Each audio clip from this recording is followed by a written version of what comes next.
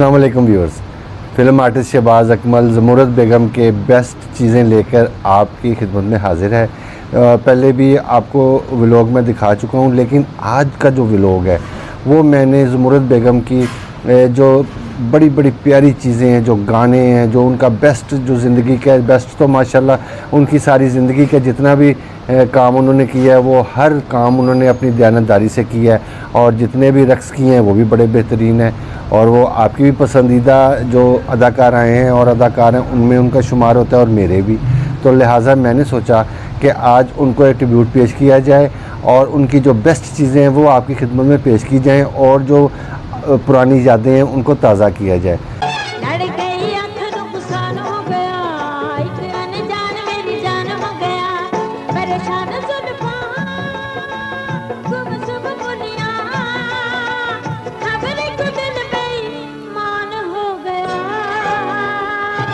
तो उनका जो साथ साथ ज़िंदगी की जो चीज़ें हैं वो भी मैं आपसे शेयर करता रहूँगा कि कैसी उनकी लाइफ, निजी ज़िंदगी की गुजरी, और फिल्मी का तो मैं इंशाल्लाह करूँगा ही। तो उनकी जो पैदाइश है 1946 में वो अमृतसर में पैदा हुई, और उसके बाद फिर वो पाकिस्तान आ गए, और उनका असल नाम जो था वो ज़मुरत सुल्ताना था। तो जब उनको ये शौक़ पैदा हुआ फ़िल्म इंडस्ट्री में आने का, तो उन्होंने डांस की तालीम हासिल की, और उनका जो डांस मास्टर साहब जो थे उस ज़माने में जिनसे उन्होंने डांस सीखा, उनका नाम था मुश्ताक। वो बड़े मशहूर उस ज़माने में जो डांसर थे, उनसे उन्होंने रक़्स सीखा, जिसका हमें अंदाज़ा उनकी जो लाइफ, पूरी लाइफ में जितने उन्होंने रक़्स किए उससे हम लगा सकते हैं कि वो कितने बड़े उस्ताद थे जिनकी ये शागिर्द।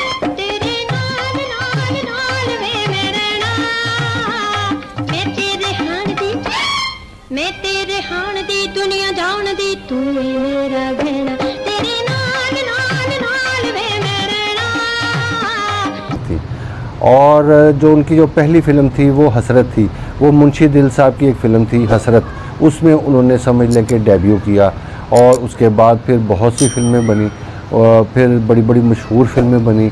उसमें मलंगी में भी हमने उनको देखा कि एक वो मुजरे के अंदर उन्होंने रक़्स किया, और वो बड़ा बेहतरीन, समझ लें कि वो भी उनकी शुरुआती फ़िल्मों में से एक ऐसी फ़िल्म थी जिसमें उन्होंने डेब्यू किया।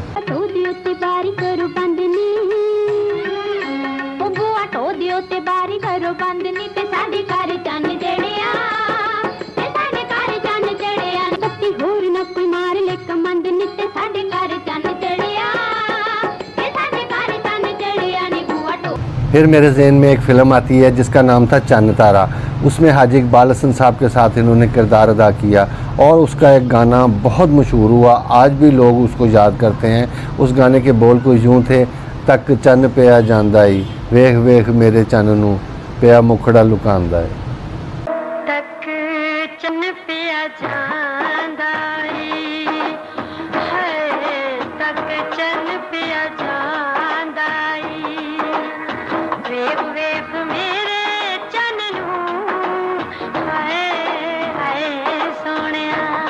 और उन्होंने बड़े बड़े प्यारे ड्रामे भी बोले फ़िल्मों में, और हीर रांझे में सैती का किरदार वो भी आपको याद होगा, वो भी बड़ा ज़बरदस्त और बड़ा वो हार्ड उन्होंने रख के उस ज़माने में, जबकि बड़ा सीधा दौर था, और उस ज़माने में उन्होंने बड़ी जदीद आज के दौर की, समझ लें कि वो एक्टिंग की, और बड़ा प्यारा उन्होंने वो काम किया।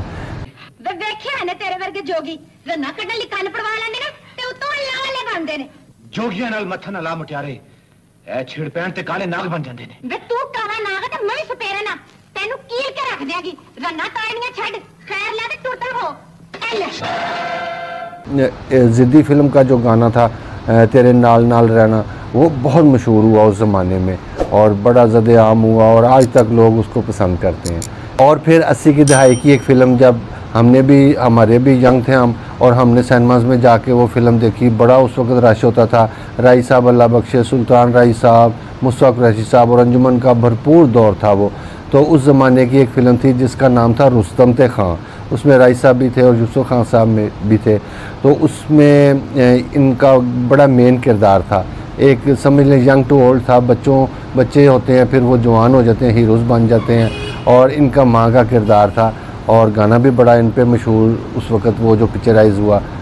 और उस गाने के बोल कुछ यूँ थे, वख नहीं हुंदा खून दा रिश्ता, लख रोके जग सारा, पींग दा हुलारा एक चन्न एक तारा। पींग दा हुलारा एक चन्न एक तारा,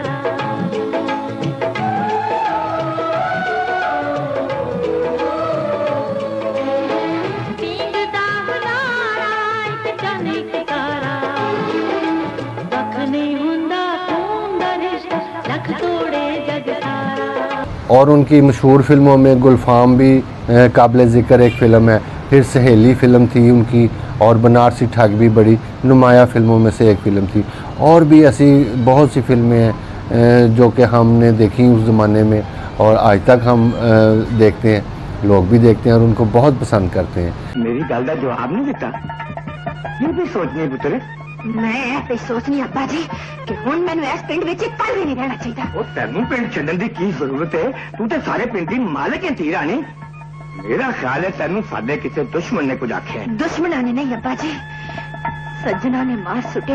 ओए की भी करनी थी। तो व्यूअर्स, मैंने एक किस्सा भी आपको थोड़ा सा बताया था, वो तफसील से मैं आपसे जिक्र करता हूँ। जब मैं यंग था, वो तकरीबन 80 की दहाई थी, तो मेरी एक फ़िल्म बनी जिसका नाम था शिकरा।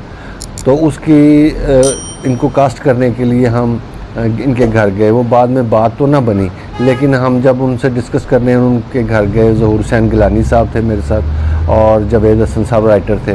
हम तीनों जब उनके घर पहुँचे, गुलबर्ग में शायद हम गए, तो काफ़ी बड़ी उनकी माशाल्लाह कोठी थी और बड़ी लेविश और बड़ी बेहतरीन उनकी जो लाइफस्टाइल था।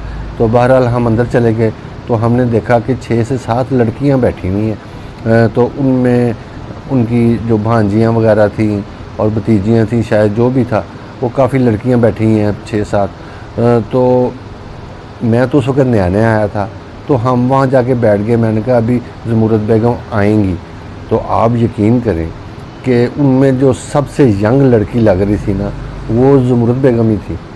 तो अल्लाह ने उनको इतनी एक हुस्न बख्शा था और इतनी वो प्यारी थी, अल्लाह उनको ज़िंदगी दे।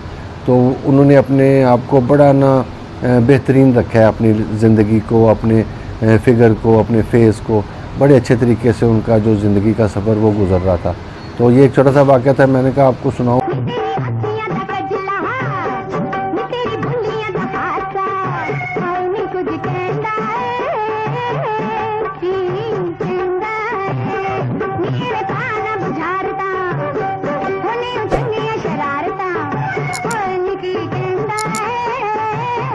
और उन्होंने तकरीबन 233 फ़िल्मों से ज़्यादा में काम किया, जिसमें 2 पश्तो फ़िल्में थीं और कुछ उर्दू थीं और बाकी सब पंजाबी।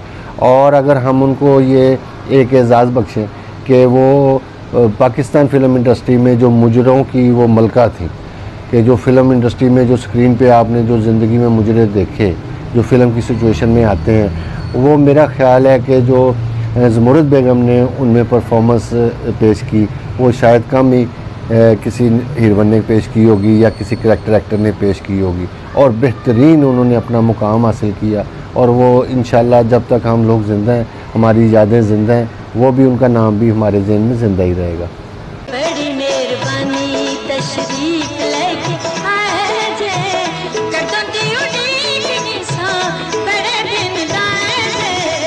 बड़ी मेहरबानी तशरीफ लेके आए जे, कदों दी उड़ीक निसा बड़े दिन लाए जे। तो उसके बाद अगर उनकी शादियों की बात की जाए तो शाहिद साहब के साथ उनकी शादी हुई, और वहाँ उनमें से उनकी एक बेटी भी है। जब शाहिद साहब के साथ इनकी अलहदगी हो गई, तो उसके बाद फिर ये फ़िल्म इंडस्ट्री में इन्होंने कदम रखा, और उस वक़्त हम भी फ़िल्म इंडस्ट्री में आ गए थे। और मेरे देखने के मुताबिक इन्होंने माशाल्लाह तकरीबन हर फिल्म में ये होती थी, छोटा किरदार, बड़ा किरदार, जैसा भी। तो इन्होंने बहुत माशाल्लाह काम किया, और अपनी लाइफस्टाइल को बेहतर रखने के लिए, अपनी बेटी के लिए, तो ज़ाहिर है कोई रोज़गार तो इंसान को चाहिए होता है। तो उसके बाद फिर कुछ अरसे के बाद इन्होंने एक और शादी कर ली, जो कि माशाल्लाह आज तक वो निभा रही हैं, और वो फैमिली जो है उनकी बेहतरीन सर्वाइव हो रहा है उनका। तो व्यूअर्स, ये वो चीज़ें थी जो चंद मैं और इकट्ठी करके लाया था, वो आपकी खिदमत में मैंने पेश की। आपका बहुत बहुत शुक्रिया कि आप मुझे जो टाइम देते हो और मेरा व्लॉग देखते हो और लाइक करते हो, मैं इसका तहे दिल से आपका शुक्रगुज़ार हूँ। तो ऐसे ही मेरे साथ मेरे व्लॉग देखते रहें और मेरा भी सिलसिला चलता रहे, और आपको पुरानी यादें जो हैं वो मैं आपकी इंशाल्लाह ताज़ा करता रहूँगा और बेहतरीन से बेहतरीन काम करने की कोशिश करूँगा। तो मैं अपने व्लॉग का इख्तिताम करता हूँ। नेक्स्ट व्लॉग में दोबारा मुलाकात होगी, तब तक के लिए अल्लाह हाफ़िज़।